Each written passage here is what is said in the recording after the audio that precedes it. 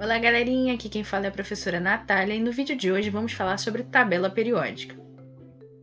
Nós já vimos que os elementos químicos são representados por seus símbolos juntamente com suas características como número atômico e número de massa. No início do século XIX, vários elementos químicos já eram conhecidos, mas os cientistas tinham dificuldade em organizá-los de acordo com as suas propriedades e características. A tabela periódica, então, foi proposta como uma forma de organização desses elementos químicos. O primeiro a propor essa organização foi Mendeleev, no ano de 1969.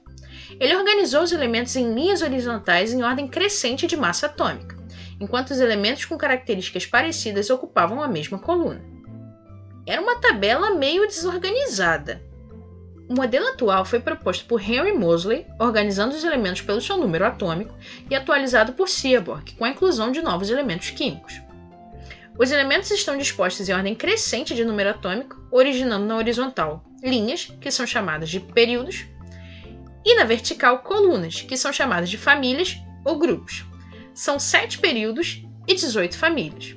Os elementos de um mesmo período possuem o mesmo número de camadas. Os elementos de uma mesma família possuem características semelhantes entre si. A tabela periódica é conhecida por muitos como se fosse um bicho de 7 cabeças ou até mesmo uma assombração. Mas, na verdade, a ideia da tabela periódica foi organizar esses elementos e funcionar como uma espécie de mapa, se orientando, por exemplo, através dos seus períodos e das suas famílias. Um exemplo. Vamos descobrir qual é o elemento que está localizado no segundo período na família 16. Temos o oxigênio, e é assim que a gente vai identificando, utilizando a tabela como se fosse um mapa. Vamos falar um pouquinho dos grupos da tabela periódica. O primeiro que a gente vai falar é o grupo do hidrogênio. O hidrogênio, por ter características muito peculiares, que não são apresentadas por nenhum outro elemento da tabela periódica, é classificado como uma família própria, sozinho, forever alone. Já o outro grupo corresponde aos metais. Não esse metal. São os metais da tabela periódica. Eles são o maior grupo da tabela periódica. São elementos sólidos, com exceção do mercúrio, que é o único metal líquido à temperatura ambiente, possuem brilho metálico e tilintam, fazem aquele barulho como se fosse um sino. São dúcteis e maleáveis, ou seja, utilizados na fabricação de fios condutores e de lâminas, e são bons condutores tanto de calor quanto de eletricidade. É só a gente imaginar, por exemplo, que o cobre é utilizado na fabricação de fios condutores.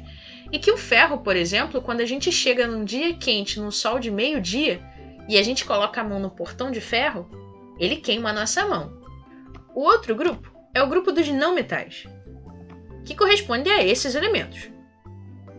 São elementos que podem ser sólidos, gasosos ou líquido, que é o caso do bromo. Não tem brilho e, no geral, são maus condutores de calor e de eletricidade, com exceção do carbono-grafite. E os gases nobres. São elementos gasosos e que raramente se misturam, por isso são chamados de nobres. Não se misturam com a gentalha da tabela periódica. Isso acontece porque são estáveis e não têm a necessidade de fazer ligações químicas com outros átomos para garantir a sua estabilidade. A tabela periódica pode apresentar outras divisões. Nas colunas mais altas estão os elementos representativos. Nas mais baixas e na coluna destacada estão os elementos de transição. As famílias dos elementos representativos recebem nomes especiais. Falamos da família do hidrogênio, que é constituída só por ele.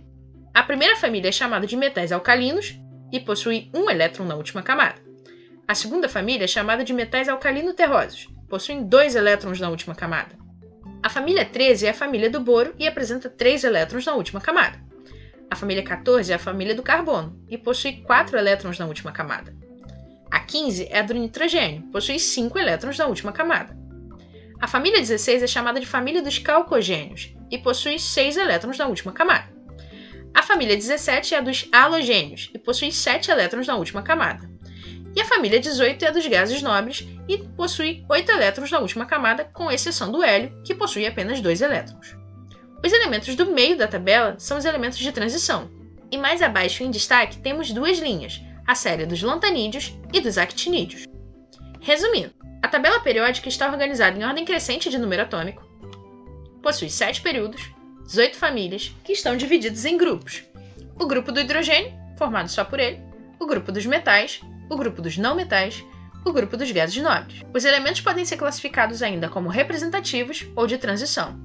Dos representativos temos a divisão em alcalinos, alcalino-terrosos, família do boro, família do carbono, família do nitrogênio, calcogênios, halogênios e gases nobres.